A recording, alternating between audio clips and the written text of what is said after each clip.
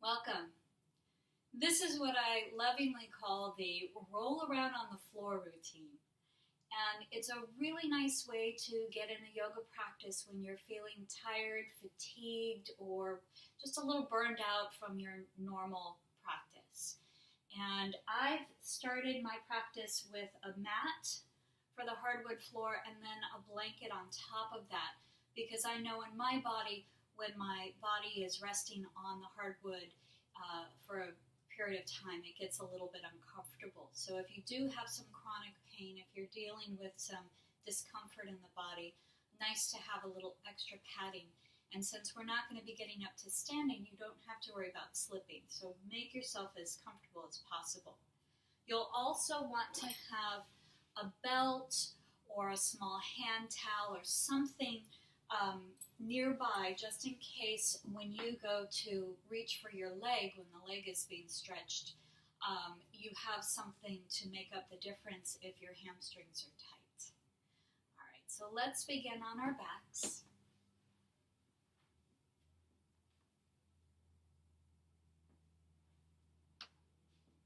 And I like to take a little bit of time with my knees bent, just to allow my low back that space to relax. Once I feel the body relaxing, then I can extend my legs. And just take a few breaths.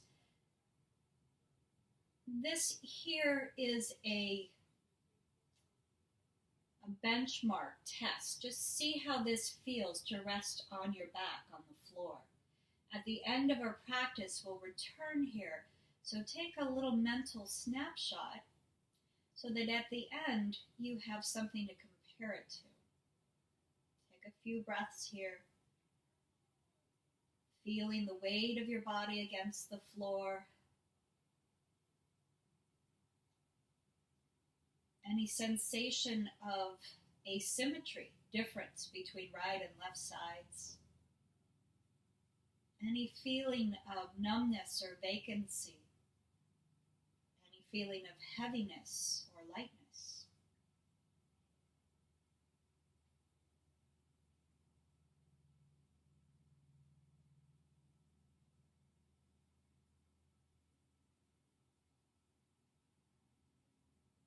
And now slowly bring your feet underneath your knees and rest your hands on top of your belly. Feel your breath, lifting the belly on the inhale, and then exhaling, empty the belly. Now take one hand and see if you can slide it underneath your low back. You probably won't get very far, that's okay. When you inhale, arch your back away from that hand on the floor towards the hand on your belly. Your tailbone stays against the floor. As you exhale, flatten your back, moving your spine towards the hand on the floor. Go back and forth with your breath, slowly, cataloging how this feels in the various structures of your low back.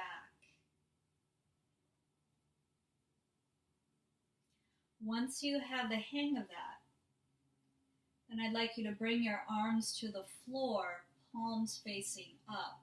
You might need to prop yourself up if there's any tightness across the chest. And then see if you can relax your head. So for the next few rounds, try not to look towards me, but look towards the ceiling instead. And feel how this rocking motion of your spine includes rocking the neck. So as you inhale and you arch your back away from the floor, you'll feel the chin being pulled towards the chest. And as you exhale and flatten your back towards the floor, you'll feel the chin release towards the ceiling. Right? See if you can make that happen organically without force. that one more time. This is such a great movement. And then after you complete your next exhale, just pause, feeling your breath and noticing any sensation in the low back, in the hips, the back of the hips, around the waistband.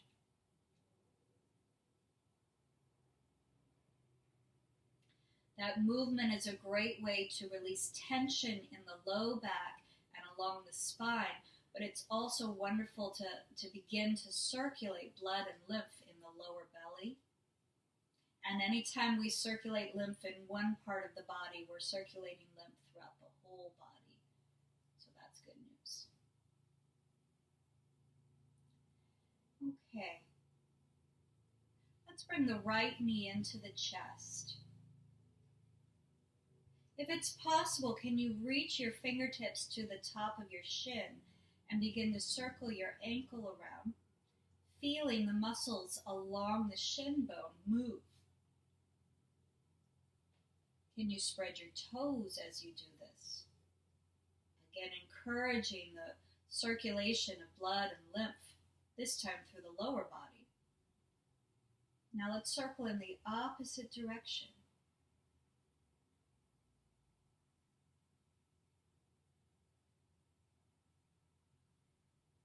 Okay. Extend your right leg up towards the ceiling, any amount. So this would be a good time, if the leg doesn't straighten out, this would be a really good time to put a belt around the bottom of your foot. And just hold the leg in place for a moment. Push against the belt and feel the stretch along the back of your right leg. Don't try to bring the leg towards your nose, even if you can. I just want you to feel a mild stretch there. Feel how the muscles around the knee need to contract slightly or firm up a little bit in order to stretch the back of the leg. Okay, now holding the right leg in place, take this left leg and extend it out. See how that feels on your low back. If that causes you discomfort in the low back, then re-bend that left knee. You can do this whole series with that down leg bent. If the down leg is straight, I want you to flex the down foot. Watch that this leg doesn't start to become slack. Keep it very active because you're working both hips here. All right, now we're going to take this right leg and move it to the right just a few inches. And I want you to take your left hand on the front of your left hip up near where the abdomen begins. So as the right leg goes right, notice that the left side wants to follow, but you're going to keep that left leg so firm so that nothing moves. And you really don't have to go very far with this right leg to start to feel some activity in the low belly. That's what we want to feel here. Yes, we want to get a little bit of a stretch along the inner thigh. That's going to be great to reduce fatigue. But we also want to feel as if our low belly is turning towards the left. And breathe. And feel. Oh, such a good pose. Okay. Supta Padangustasana. And then bring the leg back up.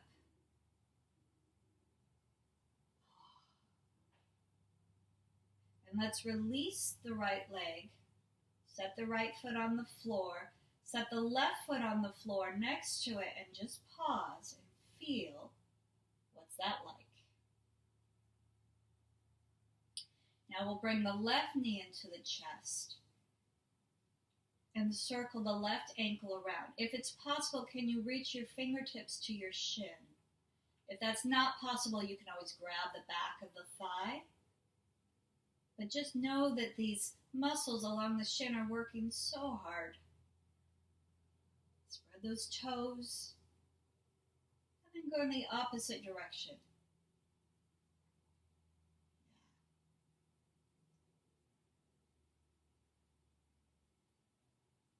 Okay, now we extend that left leg up. just going to see what the leg will do, because it could be really different on this side. We'll see what the leg could do. And then if it's necessary, take a belt around the bottom of the foot and push the foot into the belt. And just feel that mild stretch. Those of you who are really flexible, you might be able to bring the leg closer. That's not really the point here. We're looking at balancing the effort on the front of the knee with the stretch on the back of the leg. Okay, and then explore. Can the down leg straighten, or is that not going to be possible on this side? It's okay if it's not possible. Just feel. Keep that down leg active if it's straight. Keep breathing. All right. Then we're going to take both ends of the belt in the left hand as a preparation for bringing the leg to the left, and the right hand's going to go on the front of the right hip. So this right leg is super active, and then you start to drop the left leg to the left, pausing before the right hip turns with it. So you want to keep that right hip down, down, down, down, down, and just pause before everything starts to topple to the left. And can you turn, or imagine you can turn the low belly towards the right? It may not look like a lot, but this is a lot of work. Okay. Bring the leg back up. Oh, such a great pose for reducing fatigue, reducing strain in the back of the leg, which contributes to low back pain, and supporting circulation through the lower body. So really good to do this routine at the end of the day, but not bad to do at the beginning too. So we come back to this position with the knees bent, hands resting on the belly. And I just want you to feel the low back, what that's like.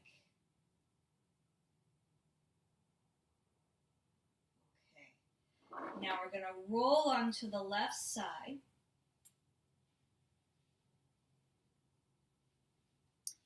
And we're going to work with an arm position here to stretch open the left armpit and chest area. So first thing I want you to do is see if you can reach your left arm directly away from your left shoulder. So some of you might be able to get the armpit all the way down to the floor, almost like your left arm was the arm of a clock pointing towards 12 o'clock. Some of you might not be able to do that. So if that's not happening for you, what you will do is roll up your blanket and set that blanket roll underneath your armpit so that you create a little bit of height for you. Once you've made your 12 o'clock arm position as best you can, then bend your elbow and put your head in your hand. This right hand is on the floor in front of your chest. You're going to push into the right hand, pick the chest up, and just gently nudge it forward. What we're going for here is to feel that stretch in the armpit and the chest area. So pectoral muscles, there's a whole bunch of muscles here that are related to the circulation of blood and lymph and of nerve endings along this whole channel, this whole intersection. So just feel that. Okay. Then from there, you still have your head in your hand. From there, I want you to bring this right leg up towards the ceiling. Okay. If you can easily catch hold of the foot, go ahead. If not, you've got your handy dandy belt to catch hold of the foot. And the right leg is straight. You want that right leg very active. Now just do a little check. Has your left elbow scooted forward? Make sure that left elbow is still pointing towards 12 o'clock. Okay, here comes the fun. Extend the down leg so that the left foot is pointed towards 6 o'clock. And that's where you get wobbly. So you can keep the down leg a little bit bent to support you. But if you want to challenge, you can straighten it. And you're trying to rest directly on the left side.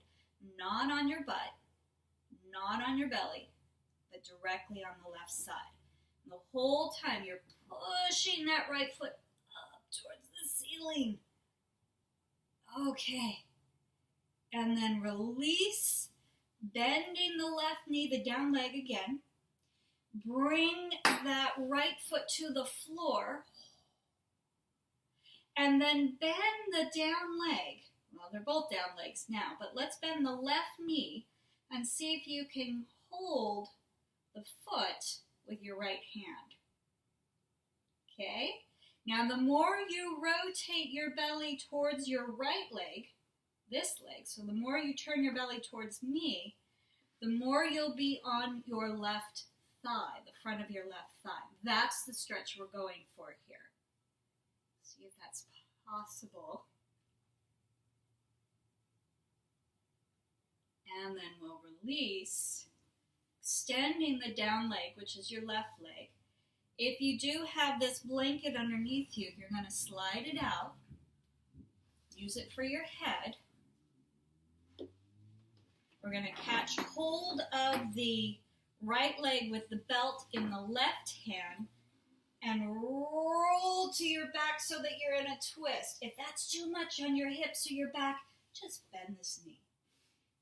See if you can get your right shoulder towards the floor.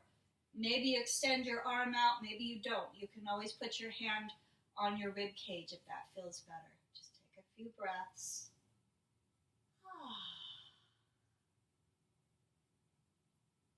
And then roll back onto your left side, bending both knees, and then using your hands, push yourself up. We're just going to swing around to the opposite side. So, we started with that stretch for the armpit. Now we're on the right side armpit. So you may need to have your blanket roll, or on this side, maybe it's different. So you're going to check it out by extending right arm towards 12 o'clock. We've shifted our clock, yeah? Towards 12 o'clock.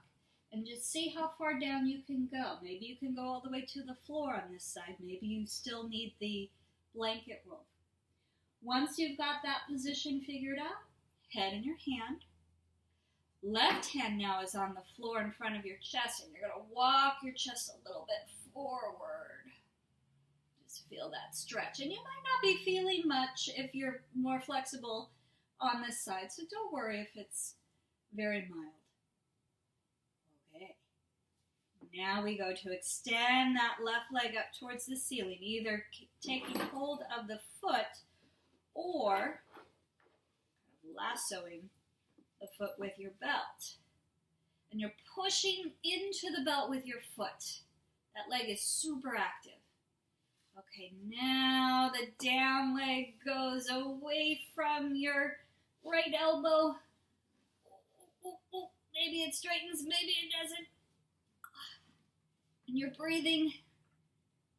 And you're trying not to roll.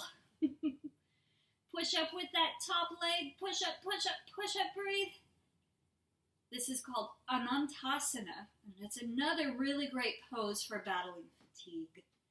Okay, now we're going to slowly bring the leg down. So now it's the left leg that's extended. The down leg, the right leg, is going to bend. We're going to reach back for it with the left hand, I think. See if you can roll your belly towards that extended leg, maybe even towards the floor. As you pull that right foot in, you'll get a nice stretch on the front of the thigh.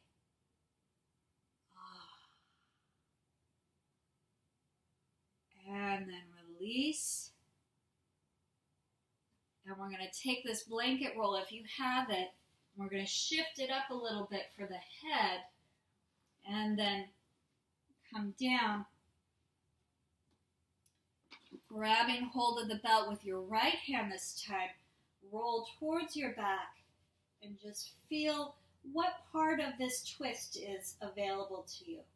Remember, you can always bend this left leg if that's easier on your back or your hip, and you can always bring the left hand to the rib cage. And you're going to breathe and release.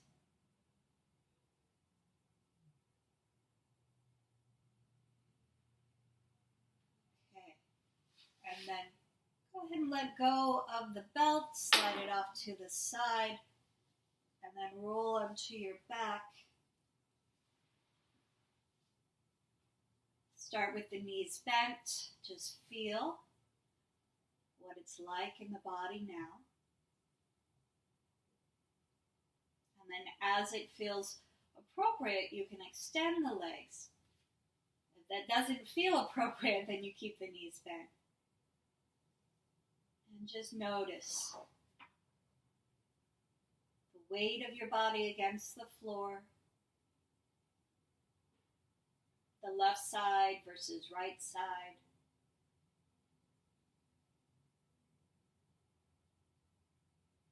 Any areas of numbness or vacancy, any sensation of discomfort, any place of fatigue or ease.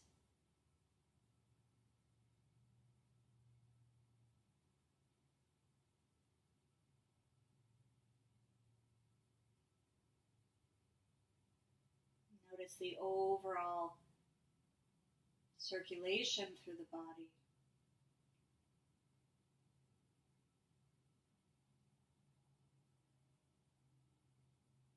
Take one more breath here.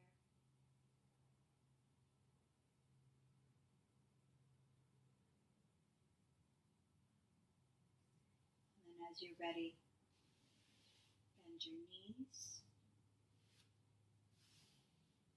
Carefully roll to your side and push yourself up. And we end with gratitude. Namaste.